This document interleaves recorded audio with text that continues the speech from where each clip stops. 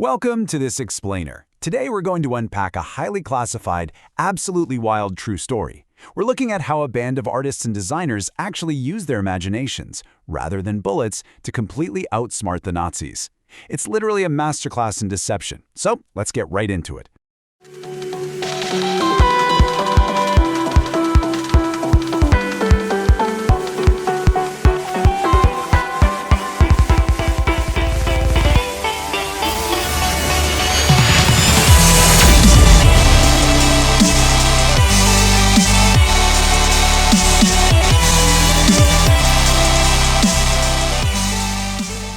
Wait, what is happening here? Just look closely at this scene.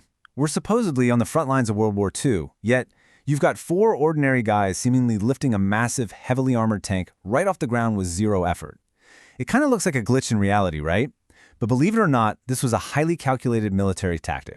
And that bizarre visual perfectly captures the completely surreal nature of their mission. Just look at this fantastic quote from future fashion icon Bill Blass, who perfectly summed up his military service. He said, "I spent most of the war inflating dummy tanks and dreaming up marvelous new uses for chicken feathers. I mean, while other soldiers were out there training with live ammo, Blass and his buddies were actually experimenting with paint, canvas, and chicken feathers to wage full-on psychological warfare." Section 1. The Combat Con Artists. So to wrap our heads around what looks like a total paradox on a battlefield, we need to look at the unique makeup of this unit, officially known as the 23rd Headquarters Special Troops. Instead of relying on brute force, the military did something crazy. They drafted raw creative talent. We're talking about 1,100 hand-picked men with an exceptionally high average IQ of 119. The Army literally recruited straight from art schools and ad agencies. These guys, including future legends like painter Ellsworth Kelly and photographer Art Kane, essentially used their creative genius to build a traveling roadshow of deception all across the European theater. Section 2. The Art of Illusion. Now, what's so fascinating here is how they actually engineered these battlefield mirages to basically invite German planes to discover them. They actively wanted the enemy to see them, but they wanted them to see a total lie. Think about this comparison. On one hand, you have a real M4 Sherman tank, which is 30 tons of deadly steel. On the other hand, the Ghost Army's version? Just 93 pounds of neoprene rubber and air. Using a simple air compressor, they could inflate one of these dummies in like 20 minutes flat. And the crazy thing is, from a few hundred yards away, or from a spy plane up above, these giant rubber balloons were totally indistinguishable from the real deal. But here's the kicker. It wasn't just a visual trick. This was a massive, multi-sensory illusion with distinct layers of deception. You had the 603rd handling the visual decoys, like those rubber tanks.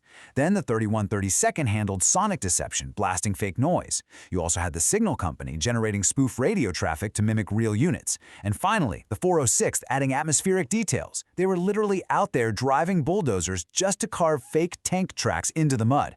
The whole thing was perfectly designed to fool the eyes, the ears, and the entire intelligence network of the enemy. That sonic element is especially mind-blowing. They use these massive 500-pound speakers mounted on half-track vehicles to project sound up to 15 miles away. 15 miles! By mixing audio tracks they actually recorded back at Fort Knox, the clanking of metal treads, roaring engines, even the sounds of sergeants shouting orders at their men, they created this terrifying auditory illusion of an approaching armored column that echoed deep, deep behind enemy lines. Section 3. The Phantom Commander.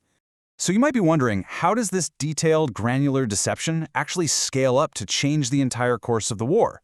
Well, it all went down right around D-Day with something called Operation Quicksilver.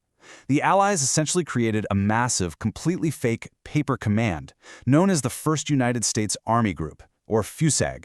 To protect the actual Normandy landings, they desperately needed Germany to believe that the primary invasion force was hanging out at Dover, getting ready to strike Pas-de-Calais, which, logically, was the shortest route across the English Channel. Just look at the bureaucratic scale of this lie. It is huge. They planted completely fake armies all over the map.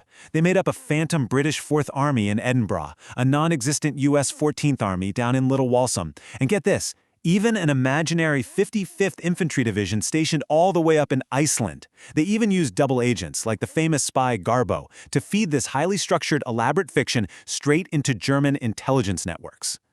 But to really sell a lie this big, they needed a star.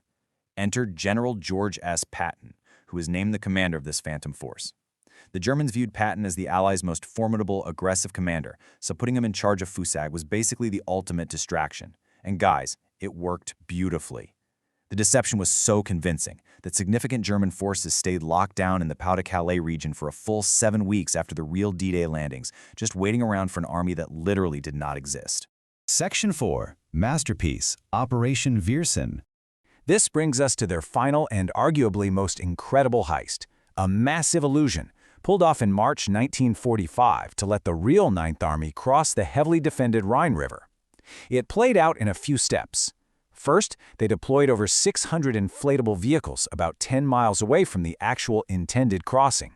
Second, they broadcast spoofed radio traffic and played these incredibly realistic sounds of troops building pontoon boats. And third, they successfully drew German artillery fire and heavy reinforcements directly into their decoy site. This elaborate, genius trap allowed the actual American forces to cross right into Germany with almost zero resistance. Take a second and just absorb this number, 30,000. That is the staggering number of troops this tiny unit, just over 1,000 artists, remember, successfully simulated during Operation Viersen. They effectively projected the presence of 2 entire divisions out of thin air. But honestly, here is the most important number of all, 15,000 to 30,000. That is the estimated number of American lives saved by this single act of brains over brawn deception. By tricking the enemy into firing at rubber tanks instead of real men, these artists saved tens of thousands of their brothers in arms. It's just incredible. Section 5. A Secret Legacy. Now, because their tactics were so innovative and so highly effective, the massive impact of these combat con artists was immediately buried deep in classified files the absolute second the war ended. These men returned home and kept their secrets even from their own spouses. It wasn't until 1985 that the Smithsonian finally published the very first article detailing their exploits.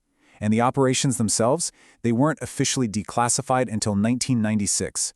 It literally took over half a century for the full truth to come out, finally earning the surviving members Congress's highest honor, the Congressional Gold Medal, just recently in 2024. So it leaves us with this huge question. In a world hyper-focused on firepower, on bombs and bullets, what is the true tactical value of imagination? Well, as we've seen in this explainer, sometimes the absolute most powerful, life-saving weapon on the entire battlefield isn't a piece of artillery at all. Sometimes it's just a brilliant, impeccably executed idea.